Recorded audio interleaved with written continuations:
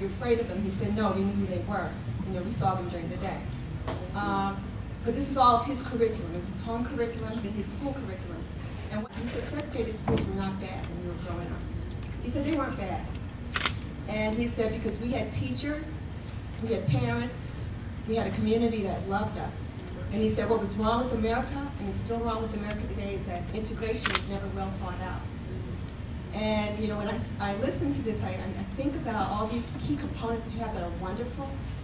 And I want to be involved. And this is some of the work that I'm doing with the Harvard Foundation. But it's just amazing. It still continues. And I think switching the language is so important. Because anytime children hear, there's this gap. And when we hear remediation, and Dr. Sanford talks about in her keynote address, who wants to go to remediation? You know, but when you're told that from day one, you know, that's what you feel. And I just want to share, my sister teaches is a principal in Ohio, and she starts with preschoolers. And it's an all-girls academy. They have every classroom named after a woman's college. So preschoolers are knowing, they're learning at 3 years of age about college, and that you will go to college. It's not optional, it's an expectation. So those were some thoughts that I had. I applaud the work you're doing. Thank you.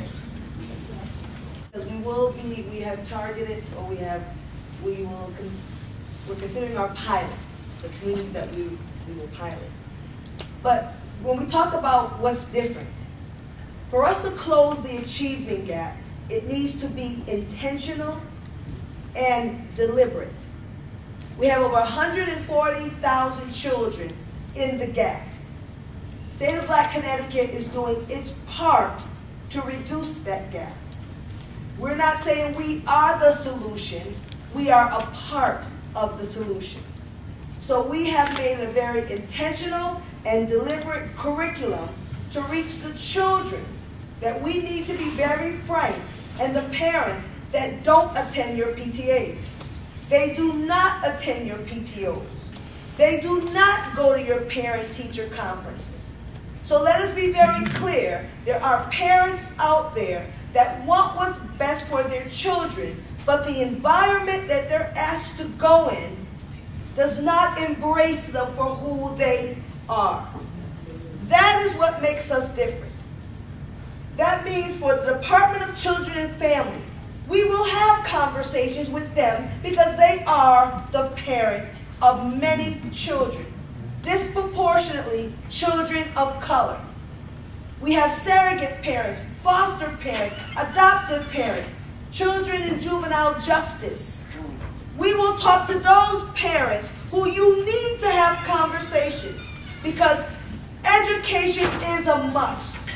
It's not if we're going to close the achievement gap. We must close the achievement gap for the economic stability of Connecticut. But let's be very clear, there are some who will benefit as long as our children don't graduate. The prisons are doing very well because 8 out of 10 will go there. The state of Black Connecticut's bottom line is we want college IDs, no prison IDs. And we will work toward that goal. Choice is coming to Connecticut. Choice is here. You cannot make parents who start to understand what quality is and tell me I have to take failing. That is what differs from many organizations. We complement PLTI because when you look at their outcomes, many of them are high school graduates, college graduates. Ours doesn't have an educational level. You know why? Because at the point you became a parent, you became responsible for that child, whether you are literate or not. It doesn't matter if your lights are going to be cut off today, or you're in a domestic violence situation, or you're a substance abuse parent. That's still your baby, and you have to handle your business. That is why we are here. So not what you say to the parent, it's how you say it. And we have a proven track record over the year that irregardless of the color of your skin, at the end of the day, whether you are suburban or urban or a parent of autistic child or early learning child or a special needs child, you want what's best for your baby. And guess what? We parents want what's best for ours. That is why we are here. That is why we have convened you. Philanthropy, we need you because it's not about you just funding programs. We need you to fund programs that have outcomes at the end of the day. Because giving money to our communities without the checks and balances do us more harm than good. That is why you were invited. So we're asking you to embrace innovative thinking. We are forward thinking. We are the change we were looking for. And you are part of that process because Connecticut can and will and it must eliminate the achievement gap. That is not up for negotiation, and neither are our children. So that means charter schools are coming to Connecticut, magnet schools are coming to Connecticut, traditional schools are going to improve upon what they do well, because let's be very clear, the state of Black Connecticut doesn't care, but not say it doesn't care. We appreciate the various models, but if you receive public dollars, you must be high quality. That is our bottom line. You're not going to keep boxing parents and have them bouncing all over the place trying to figure out what is best. If you receive public dollars, you must be good. Ergo, we don't have to bounce. We're going to teach parents how to identify quality. And once they identify it, you best believe they will demand it. We need to be prepared. School boards, supervisors, superintendents, commissioners of education, board leaders, teachers, parents. Once we get quality, we're going to demand it. And when we demand it, that means we all need to be held accountable to the outcome of that child. That is the bottom line. That is why we're here. Now, we're going to close real quick. We're actually going to do it backwards. We're going to close with our words from our partners, and then we're just going to have a little call to action at the end. So give me a time check, someone. You got the time check? Yes. Okay. Okay. So at this time, I would like to introduce Renee Johnson Thornton, which is a Wesley University professional. She's the Dean of Diversity and Student Engagement. Wesley University has done some great things in regards to partnershiping with its school district. It's very intentional and it's deliberate to support building strong communities and strong families. So Renee Johnson Thornton. Thank you so much. Gwen. I'll be very brief.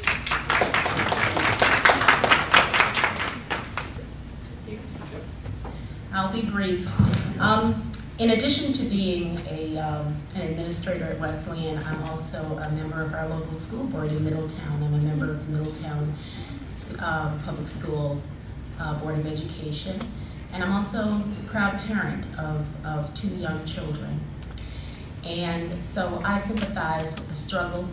Came out of Brooklyn, New York, working class family, struggled, made a way, and count every accomplishment that I have had to the many people, teachers, parents, family members, neighbors who kind of helped me and my siblings along the way. So I recognize very firmly that it does take all of us pitching in, people who know us well, people who don't know us well but see us walking down the street, to really help children to excel and to do well.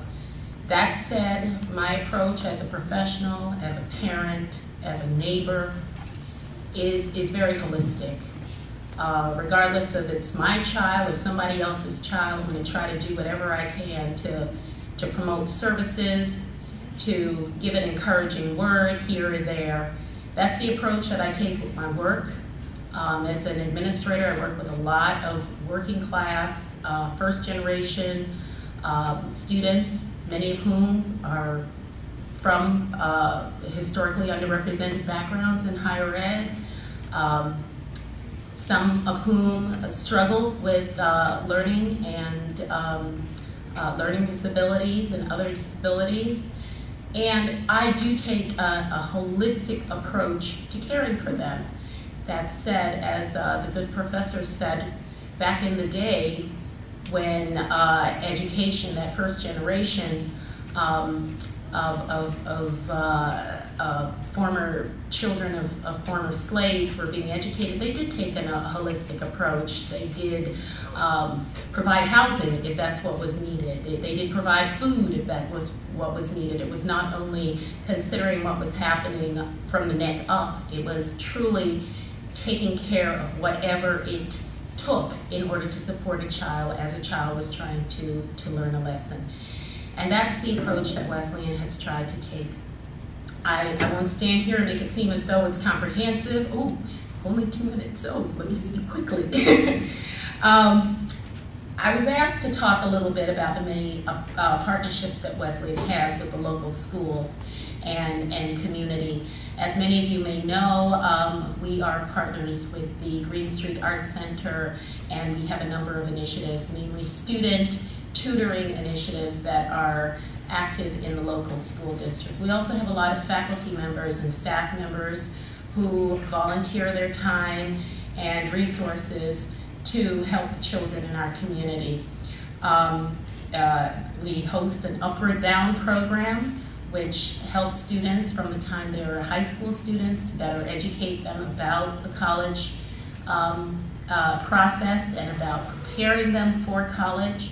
And many, increasing numbers of those students are applying to places like Wesleyan and are receiving the support they need in order to thrive.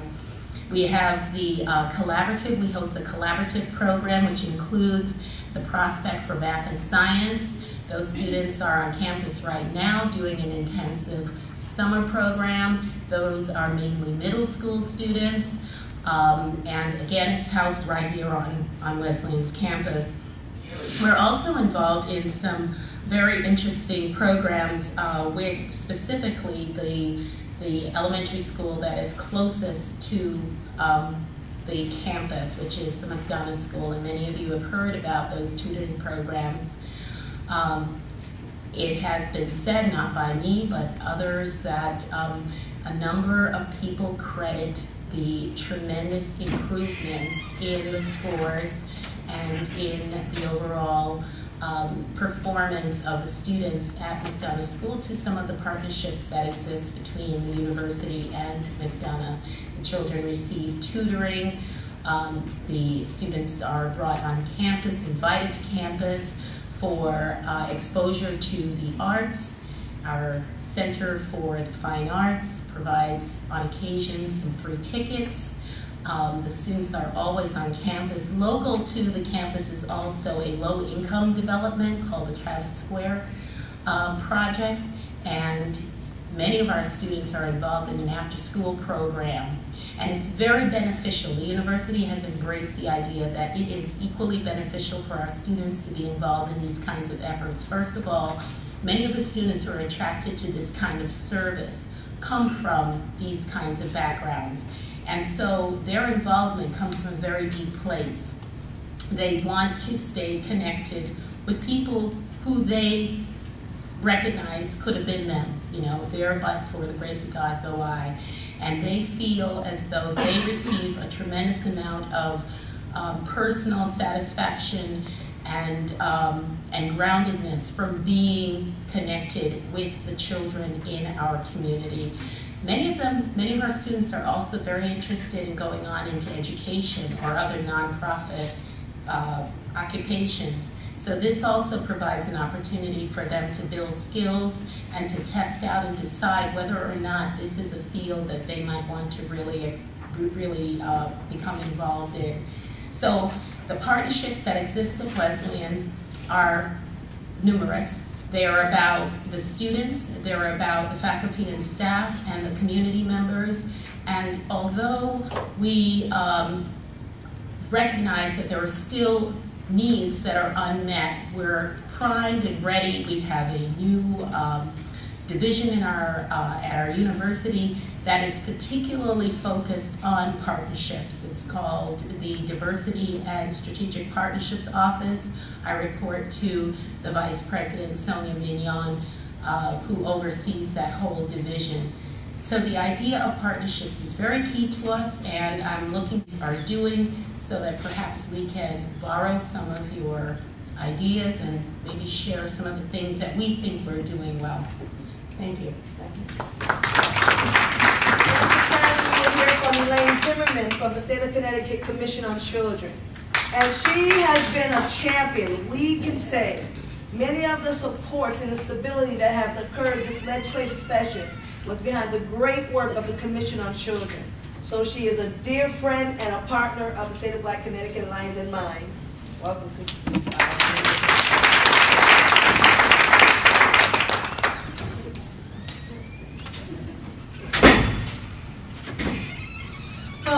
I have 2 minutes, and I'm going to be very fast. I'm really honored to be here, and more I want to talk less about the Commission on Children than how we will partner here with you. There's 3 areas that offer us real opportunity. One is the state is getting parents in a way that no other state is. And there is $750,000 in what is called a parent trust, trust in parents, trust as a money item, that has been moved through the great help of many people here and also Senator Gaffey to the State Department of Education. Those dollars are going to create competitive grants locally for parent leadership, parent engagement. The dollars must show diversity. You don't get the dollars if you're not racially integrated and committed to diversity and excellence. You won't get them. The dollars are committed to making sure that parents acquire real engagement skills, real civic skills, no garbage. You just won't get the grants. But what's great is there's serious money. $500,000 has come from the state. $250,000 is being matched by the Graustein Foundation, and the Hartford Foundation in Hartford is engaging in parent engagement, also in putting resources in for the city and the greater area of Hartford. So something's shifting, and I am sure that as this evolves, we can capitalize on resources. I'll be making sure to let Gwen know. So that's 1. 2 is, and I'm sure many of you are aware, last year the state put a grand focus on what did the recession mean for kids? What did that mean for our state? And some people might think, well, who really cares? Because there's so many children who've been in poverty and in deep poverty for so long, the recession had nothing to do with it. But the truth is the recession is worsening things for them and worsening things for those who've lost their jobs. And what we know now is that youth, for example, are competing. They're at the same level of unemployment now as they were just right after World War II. Things are really worsening. And where this is really, really important is that the economy, as many of you know, is actually going to get worse in our state before it gets better. And so what is so important about this room and what Gwen is leading is that if parents aren't a voice this year, I can promise you that we're going to see further cuts by about 50%. The first thing cut in a really bad time in this state is children. And because the state is so racist, you know it's going to happen. So it's a miracle that this is happening this year. Because if we were not building leaders now to articulate what we need to protect and buffer against the further cuts, everybody's saying this coming year is okay, but it's the year after, and they mean it. They are anticipating such a landslide that it's going to behoove all of us, wherever we are, to make sure that we have a voice. And the problem is that people perceive providers as taking care of their own interests, holding their own job. So parents are going to be the key voice. So I'm there, and Gwen and I have been talking about a continuum. If parents go through this and they want to keep going, we can move them into Parent Leadership Training Institute or Parent Supporting Educational Excellence. We've got it in this state. No state can do parent engagement better than this state, and especially with this piece coming in.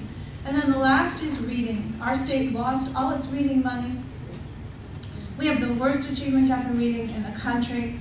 And so the good news is the legislature is making a commitment to bring the focus back to reading. We're going to need everybody here to focus on that and to make sure, because we know in this state that the construction industry uses 3rd grade literacy levels to determine their construction benefits and profit for prison building.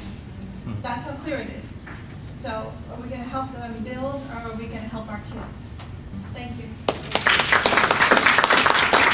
We must talk about the importance of voting, because the leaders, when you have a crisis and you have an achievement gap, you don't cut reading. you don't close high-performing schools.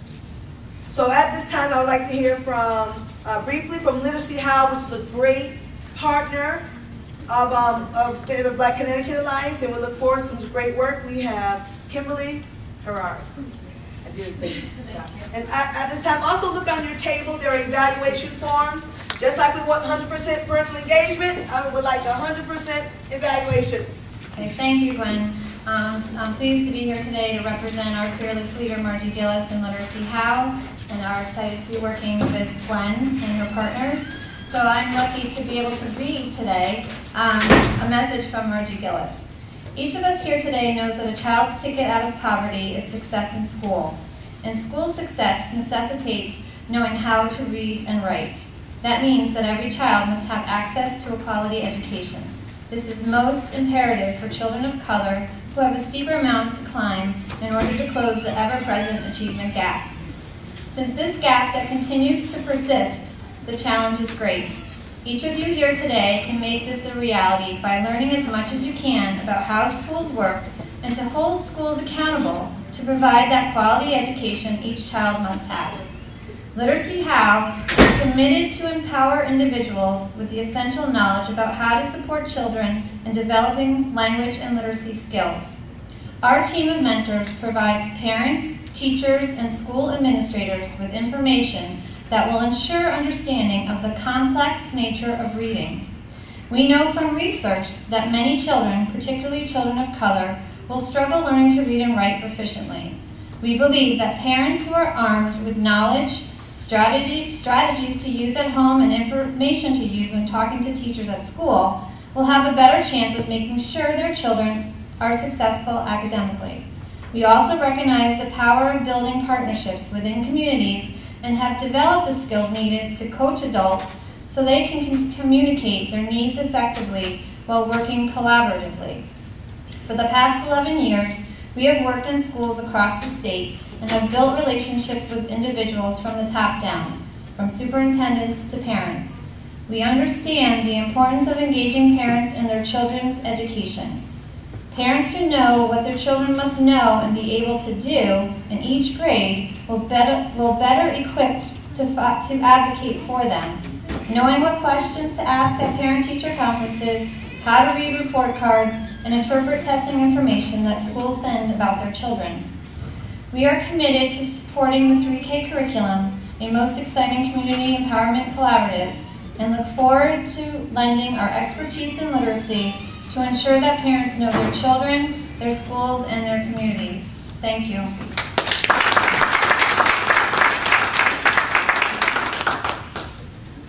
Okay, we're about to wrap it up, but I did want to acknowledge one of our speakers, but he's such a flexible gentleman from Clifton, New Jersey, Anthony White Sr. You have to go to his website. It's called parental.ie.com. And it is an awesome amount of parental information, from Title I to the rights of parents. It's just a great portal. I invited him down. He has been our guest, and we will continue to debrief with you when this is all over. So as we're wrapping it up, there are some evaluations on your table. Please fill them out because everything can be improved upon. But as much as we're feeling good today, and let's be very clear, we have an achievement gap to close. We all have equal responsibility in doing so. There are also some pledge cards on your table. So even if you are not the decision maker, please bring our booklet and the pledge card back and have the conversations. Again, this is a very intentional focus on communities of color. And I am a firm believer that there can be 100% parental engagement in the schools. And you're saying, no, there's nothing that you possibly cannot get 100% of anything. If we're innovative and forward thinkers and encouraging parents, so if it's not you that's coming, it might be your father, it might be a peer, it might be an aunt. So there are ways that we connect communities together to ensure that there is someone representing that family in the school. We're also working with the U.S. Department of Education on a 2020 vision, and we will be talking about getting kids college and career ready Connecticut has been one of the states chosen to, in August, to come down, and we're going to launch this great campaign to start off the school year. I would also like to thank our sponsors, CCSU and Webster Bank, Jeffrey Krause in the corner. Klaus, thank you very much. And the Education Equality Project, Quentin Latkin, out of New York. He caught the train down, got in the rain, and brought us some great information that we're putting on your table. And again, CONCAN, which is for Great Schools for All. They're a great supporter of the state of Black Connecticut. They have lent their data to us, and we appreciate. And all of you, because it would take all of us to close the achievement gap, and we can do so. And again, get your communities out to vote. We will be looking at a candidates forum for parents, because if you are going to be the next governor of this state, you will have a conversation about education with the people and the parents and the young people in the communities that you will pledge to serve if you are elected. So let's not disconnect the power of elected officials. Anything else?